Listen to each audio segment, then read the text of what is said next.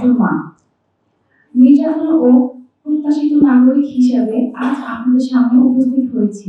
এই মূল্যায়ন কারণে আমার উপরে যে অমানবিক ও নির্যাতন হয়েছে এবং এখনো চলছে, এগুলো গণমাধ্যমের মাধ্যমে আমি দেশবাসীকে জানাতে চাই। আমার অনুরোধ ও অভিযোগগুলো নিরপেক্ষ তদন্ত হোক এবং সত্য প্রকাশিত হোক, এর সঙ্গে অপরাধীর কঠোর শাস্তি হোক। আমি আমার সঙ্গে 2019 সালে 19 জুলাই ইসলামিক শরিয়াত অনুযায়ী আলিফ হোসেন সাথে বিয়ে হয়। আলিফ হোসেন বর্তমানে জয়পুরহাট জেলার সদর সার্কেল অতিরিক্ত পুলিশ সুপার 34 BCS ক্যাডার। বিবাহের সময় আমার ফ্যামিলি মানে আমার পরিবার সামর্থ্য অনুযায়ী সর্বোচ্চ 20 লাখ টাকার আসবাবপত্র ও অন্যান্য উপহার আলিফকে প্রদান করেন। এছাড়াও স্বর্ণ অলংকার ও মূল্যবান ঘড়ি, হীরার আংটি দেয়, যা মোট 40,80,000 টাকা। বিবাহের পর প্রথম দিকে আমার সংসার স্বাভাবিকভাবে চলছিল। চট্টগ্রাম, রাজশাহী ও জয়পুরহাটের বিভিন্ন জেলায় তার চাকরির সুবাদে সংসার করে এসেছিলাম। 2020 সালে 31 অক্টোবর আমার সংসারে একটি কন্যা সন্তান ভূমিষ্ঠ হন, যার বর্তমান বয়স প্রায় 5 বছর। কিন্তু বৈবাহিক জীবনের কিছুদিন পর থেকে আমার স্বামী মানে আচরণ ও চলাফেরা পরিবর্তন দেখতে পাই। এক পর্যায়ে দেখি সে নিয়মিত মদ্যপান করছে এবং মাদক সেবী ও বিভিন্ন অনৈতিক কর্মকাণ্ডে জড়িত। আরো ভয়ানক তথ্য হলো বিভিন্ন নারীদের সঙ্গে অনৈতিক সম্পর্কে জড়িত তিনি, যার বেশিরভাগ প্রমাণ ভিডিও সহ রয়েছে। এমনকি আমার অনুপস্থিতিতে আমার বাসায় বিভিন্ন নারী এনে রাত কাটায় বা বিভিন্ন সময় সে সময় কাটায়। কখনো কখনো তার বন্ধুদের নিয়ে নারীর সঙ্গ দেওয়ার জন্য, মদ্যপান করার জন্য ভাগাভাগি করে নিয়ে নারীদের সঙ্গে ভোগ করেন। এসবের প্রতিবাদ করলে নিয়মিত আমাকে শারীরিক ও মানসিক নির্যাতন করে। তারপরও আমি নির্বাকে আমার মেয়ের ভবিষ্যতের কথা চিন্তা করে আলিফ হোসেনের সকল অত্যাচার সহ ও সংসার করার অবশ্য আরো দেখতে পাই এবং কামরুল জাহান বিথি নামে এক মেয়ের সঙ্গে পরকীয়া জড়িয়ে পড়েন। সেই নারীকে আমার বাসায় এনে অনৈতিক সম্পর্ক চালিয়ে যেতে থাকেন। এই বিষয়টি নিয়ে রামপুরা থানায় গিয়ে আমি আইনগত পদক্ষেপ নিই। পরবর্তীতে আমার প্রতি আরো ক্ষোভ হয়ে ওঠেন এবং নির্যাতনের মাত্রা বাড়িয়ে দেন। এবং আলিফ নিজের পেশার দাপট দেখিয়ে আমাকে বিভিন্ন মামলার হুমকি ধামকি দিয়ে ধামাচাপা দিতে থাকে। আরো কিছু করতে পারবো না, আমাকে বলে সবসময় আমি কিছু করতে পারবো না। এরপরে আমার পরিবারের কাছ থেকে বিভিন্ন সময় 40 লাখ টাকা আমি নিয়ে যৌতুক হিসাবে তাকে প্রদান করি। অন্যথায় আমাকে নিয়ে সংসার করবে না এই কথা বলে টাকা না দিলে। অবশেষে সংসার টিকানোর স্বার্থে আমি আমার বাবা মার গ্রামের জমি 40 লক্ষ টাকায় বিক্রি করাই এবং নগদ টাকা কিছু ব্যাংকের চেকের মাধ্যমে দেওয়া হয়। সেই টাকার মাধ্যমে আমি 12 লাখ টাকা দিয়ে কাগজপত্র বিহীন একটি প্রিমিয়াম গাড়ি কিনেন। এই সঙ্গে পূর্বাচলে জমি কেনেন এবং বিলাসী জীবনযাপন শুরু করেন। কিন্তু এরপরও তার অত্যাচারের পরিমাণ পরিবর্তন হয়নি এবং 50 লাখ টাকা যৌতুক আবার দাবি করেন। পাশাপাশি বাবু নামে একটি ছেলে বন্ধুর মাধ্যমে নারী সংগ্রহ করেন এবং ভোগ করেন। এই টাকা দিয়ে স্বাভাবিকভাবে তার নারী ভোগ করার প্রতিবেদন আমি জানালে তার মধ্যে সে বিভিন্ন অত্যাচার শুরু করে।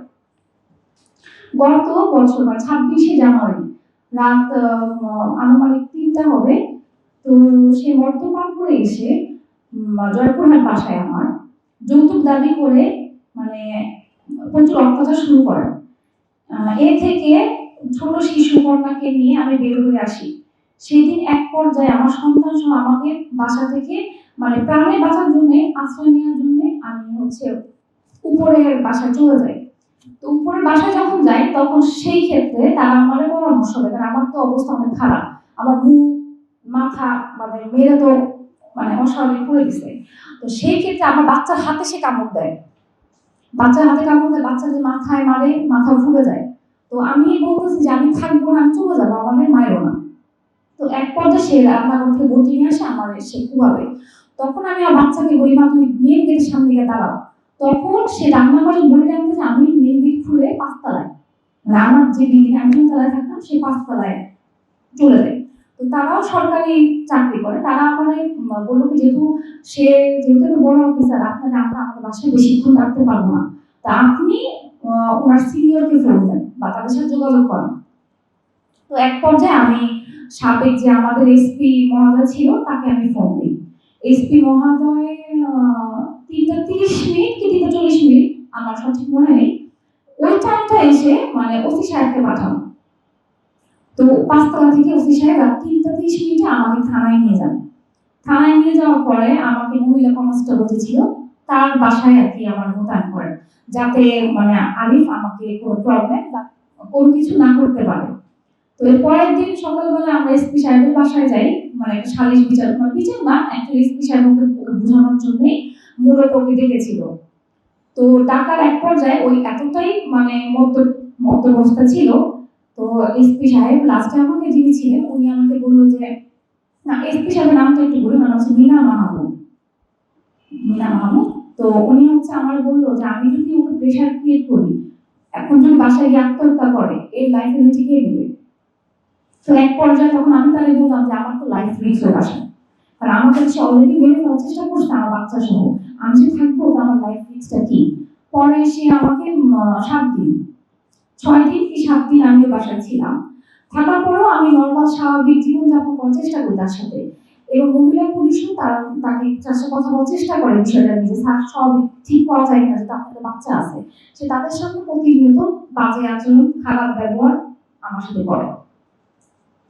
এবং আমি লাস্ট হচ্ছে মানে ঘটনাস্থলে আমার মেন যিনি উনি হচ্ছে যে সাবেক এসপি সাহেবও জানেন, এবং পুরো জয়পুরহাটের যত পুলিশ মহোদয় আছেন তারা সবাই জানেন, এবং ওসি সাহেবও জানেন যে উনি আমার সাথে কি পরিমাণ অত্যাচার করেছে। তো লাস্ট টাইম যখন মানে সাবেক এসপি বাসা থেকে বাইরে উনি আমার সাজেস্ট করে আপনি মামলা করেন।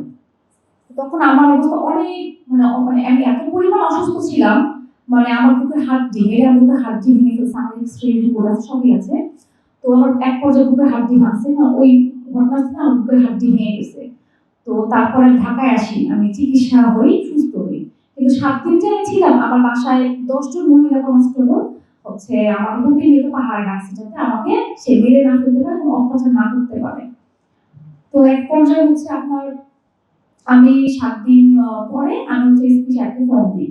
তো উনি আমায় বললো যে কিভাবে, এখন আমরা তো সবসময় আপনাকে এভাবে পুলিশ চেকপোস্টে রাখতে পারবো না, আপনার কোনো ডিসিশন নিতে হবে। তখন আমি তাকে বললাম যে ঠিক আছে আমি বাসায় মানে আমার বাবার বাসায় যাবো, আমি সুস্থ হয়ে আমি আসবো।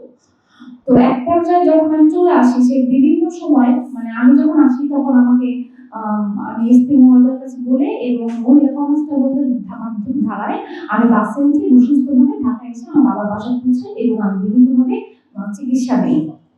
তো ঢাকায় আসার পর সে বিভিন্নভাবে আমাদের হুমকি ধামকি দেয়, আমার নামে মামলা দিবে, আমার বাবার নামে মামলা দিবে, মিথ্যা মিথ্যা মামলা দিবে, সে এগুলো বলে আমাকে প্রতিনিয়ত অত্যাচার করে।